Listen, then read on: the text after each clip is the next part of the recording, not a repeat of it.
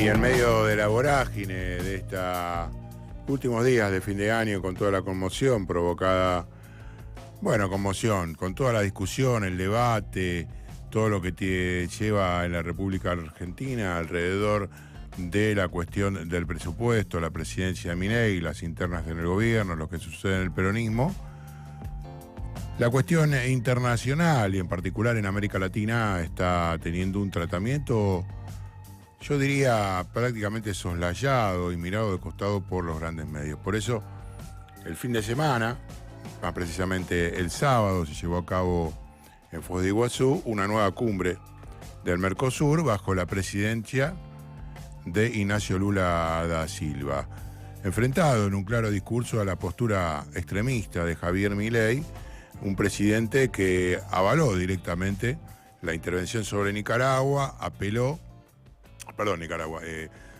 Venezuela, apeló, lo hubiese hecho sobre Nicaragua también en el año 79, para qué decirlo, apeló, por supuesto, a todo lo que tiene que ver con su discurso en cuanto al libre mercado, menoscabó todo el trabajo realizado a lo largo de los años por el Mercosur en función de la unidad comercial y latinoamericana, que hasta ahora, en cierta forma, no ha alcanzado el fruto planteado en un inicio, pero descartándolo como una vía concreta, y dinamitó muchos de los puentes, de alguna manera, que podría llegar a ver con Brasil, un Brasil que viene trabajando, por ejemplo, por el acuerdo con la Unión Europea, que está siendo bloqueado o impedido de llevar adelante por Francia, donde el sector del campo no lo quiere realizar.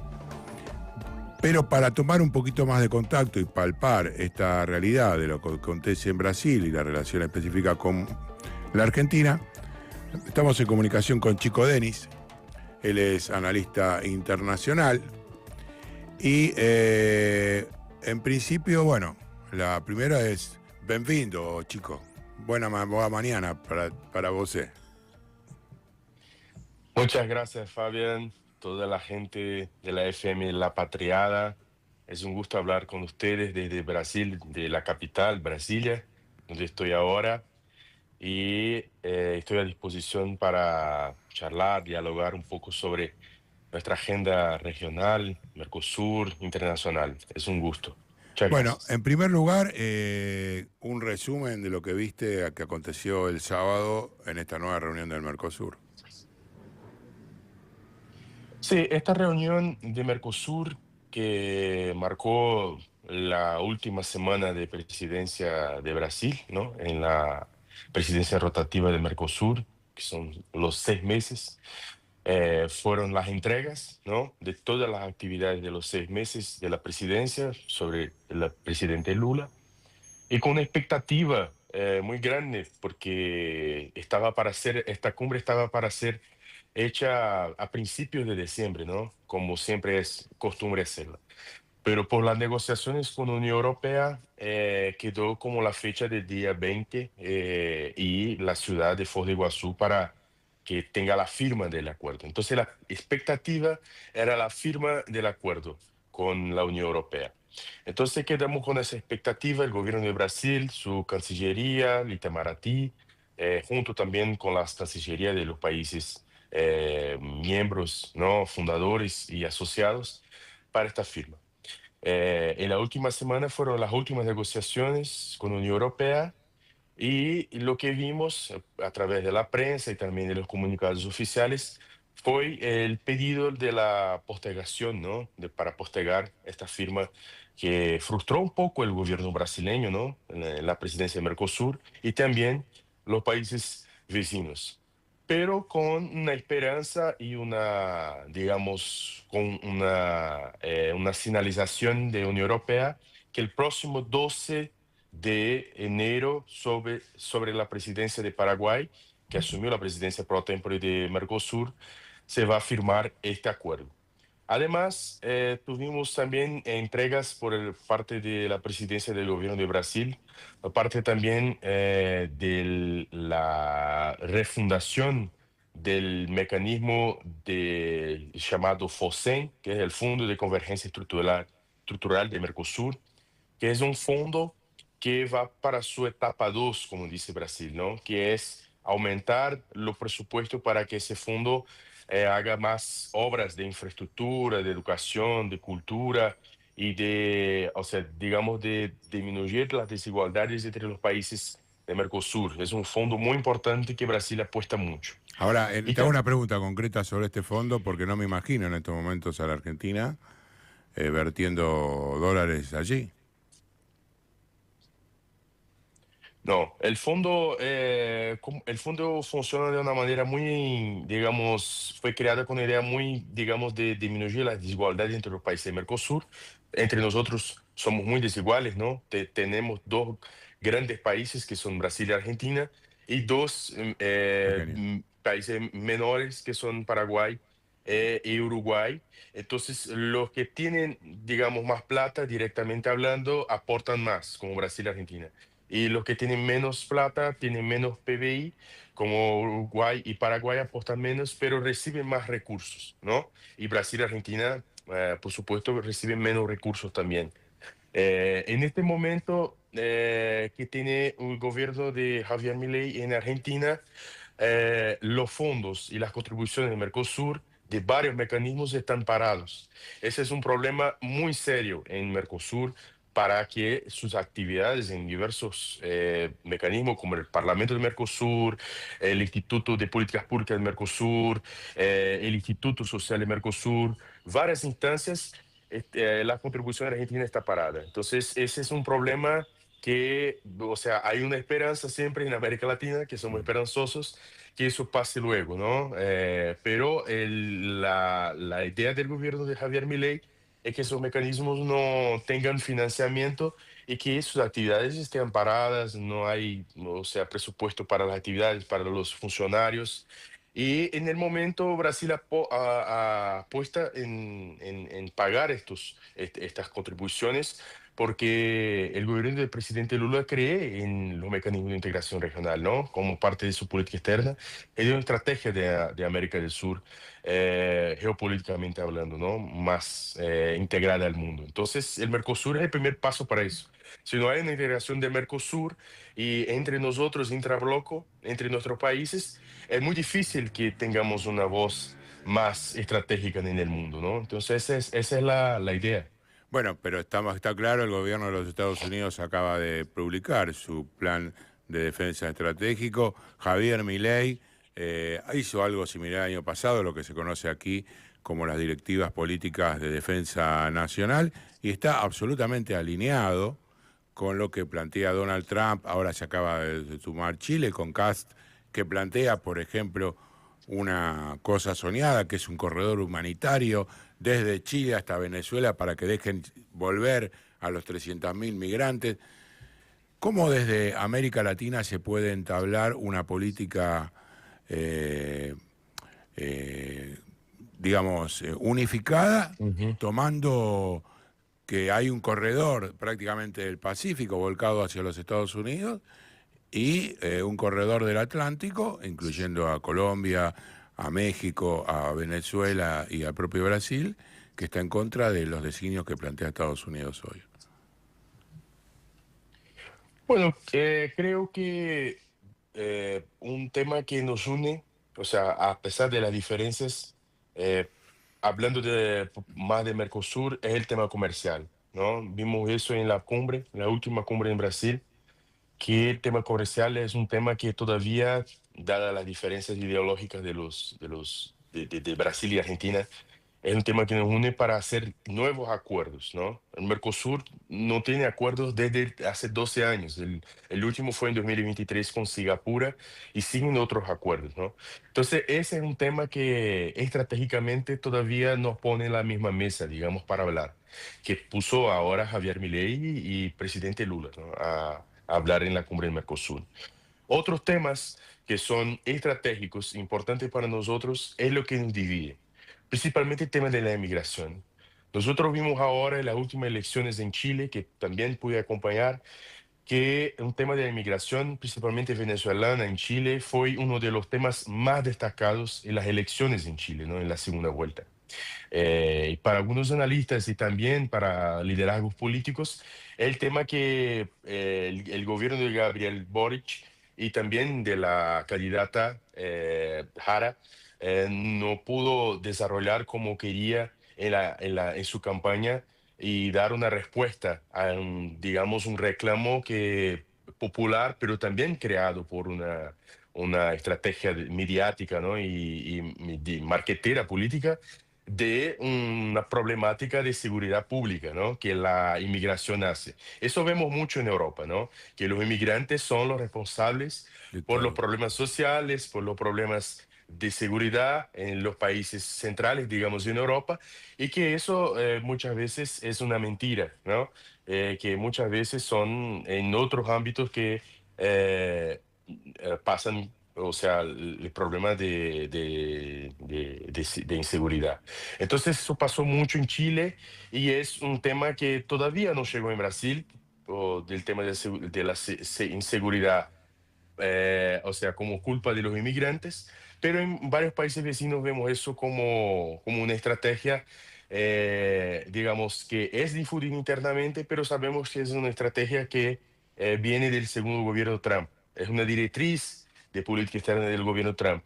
Acusar a los inmigrantes de problemáticas internas, principalmente de seguridad, del tema también de robos de empleos, ¿no? Y también del tema de de la baja de los índices de educación. Son todos problemas de los inmigrantes, ¿no? Eso es una estrategia vieja ya que gobiernos de derecha y neoliberales ponen para sacar la culpa, ¿no? de la política que están haciendo en sus gobiernos para saquear el Estado Nacional. Y en este. Entonces, Y termina, eh, termina, no, te escucho, perdón. ¿Cómo quería no, cerrar la frase? no, eso es una estrategia para tapar, o sea, ya es vieja esa estrategia para tapar también políticas de saqueo del Estado, ¿no? Para disminuir el Estado nacional, o sea, la presencia del Estado en las políticas públicas, en el espacio público, ¿no?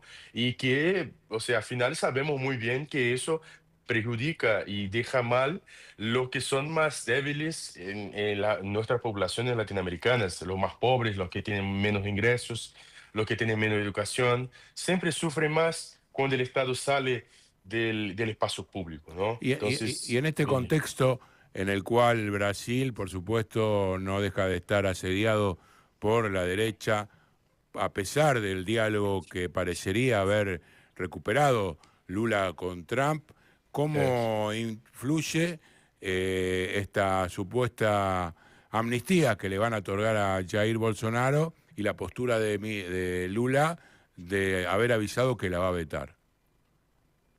Fabián, nosotros tuvimos con el gobierno del presidente Lula y solo pudimos hacer con el liderazgo del presidente Lula una contraofensiva contra las políticas del gobierno Donald Trump que se hizo en Brasil, ¿no? 50% de tasas que puso en nuestras exportaciones hacia los Estados Unidos. Y el gobierno, con su equipo de ministros, ministros de Hacienda, de Relaciones Exteriores, de Planeamiento, y hizo una contraofensiva contra esas políticas con el tema de la soberanía nacional. Y no solo con negociaciones en puerta cerrada, ¿no? Como hacen las cancillerías, y sí haciendo una gran movilización nacional con referentes políticos y también referentes mediáticos, ¿no? En la prensa,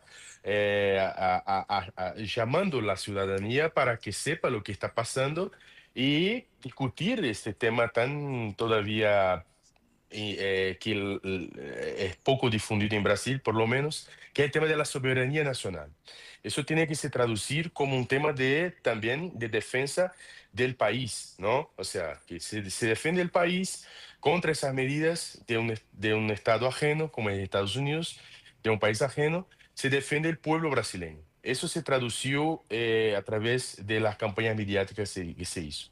Y tuvimos buenos resultados, como la vuelta de las negociaciones entre el gobierno Trump y el gobierno Lula en los últimos días. Entonces, eso fue un logro del gobierno Lula y ahora internamente tenemos esta pelea más en el Congreso, entre el Ejecutivo y en el Congreso, fue el tema de una fuerza política que ganamos las elecciones, ¿no? En el año 22, pero esa fuerza política todavía es muy fuerte en Brasil, o sea, no se puede negar. La fuerza del grupo del expresidente Jair Bolsonaro. En las últimas encuestas tenemos como que todavía tiene en la población una aceptación de casi 40%, Claro, ¿no? De aceptación. Entonces, eso, como tiene un Congreso que tiene muchos liderazgos que son de esa fuerza política, en el Congreso, en la Cámara de Diputados, en el Senado, tiene fuerza para poner en la opinión pública proyectos de su fuerza política. En uno de estos proyectos, ¿no? Además del saqueo del Estado y de la administración del Estado, políticas neoliberales, pone ese proyecto para salvar y poner y sacar de la prisión esos que intentaron un golpe de Estado en 8 de enero de 23, ¿no? El primer año de gobierno Lula, aquí en Brasilia, que saquearon y sí, sí, claro. entraron y quebraron todo. Entonces, la idea de la derecha, del grupo del Jair Bolsonaro, que que tampoco es que representa toda la derecha, ¿no? Están fracturados por lo menos en tres grupos, ¿no? Los más liberales, los más que son a favor de Jair Bolsonaro, los que son una tercera vía, ¿no? Que hay que surgir algo nuevo entre Lula y el gobierno Bolsonaro, pero que son también de Sí, gobierno Bolsonaro. Tiene la idea de que tenía que tener un proyecto de amnistía que llegue hasta el gobierno Jair Bolsonaro. Lo que llegaron al punto final es que fue juzgado con 27 años el expresidente por crimen de atentado al Estado, ¿no? Y que con esa amnistía llega a 2 años y medio de prisión, ¿no? Y que, o sea, no seamos ingenuos, que año que viene van a intentar que salga de la prisión para, digamos, hacer campaña con su hijo, Flavio Bolsonaro, ¿no? Que es senador por Río de Janeiro. Es el candidato del presidente hoy, es su hijo, el Flavio Bolsonaro. Entonces van a intentar llegar hasta un límite de la justicia para que salga para la campaña ¿tienen el electoral. peso para efectivamente aprobar esa amnistía? ¿Tienen los votos? Sí, en este momento tiene como que un termómetro que tiene una mayoría en el Senado para, digamos, hacer con que sea aprobado. Pero hay el veto del presidente Lula, Ok. ¿no? Hay un veto del presidente Lula que puede no poner ese proyecto adelante. Pero también hay una contraofensiva del Congreso que puede bajar el El veto. decreto, el veto del presidente Lula. Entonces eso también, Fabián, es también una fotografía del momento. En el momento fue, o sea, ahora en el Congreso de la Cámara de Diputados se aprobó. Pero si eso en enero, febrero, ahora tenemos las fiestas, ¿no? Todos se van para sus casas. El año que viene es otra historia. Si en la sociedad, en la media, en las fuerzas políticas, hay un consenso para que ese proyecto avance, el Senado, la Cámara, va a derrubar ese veto que Lula ya dijo que va a vetar, Ok, ¿no? ok. Pero si no hay, este proyecto puede no avanzar. Eso depende del termómetro político del momento. O sea, estamos viviendo en Brasil Eh, cada vez un momento es político. minuto, minuto a minuto, como decimos nosotros. Minuto a minuto. El partido se lleva minuto a minuto, entonces tiene acrésimo, tiene penales.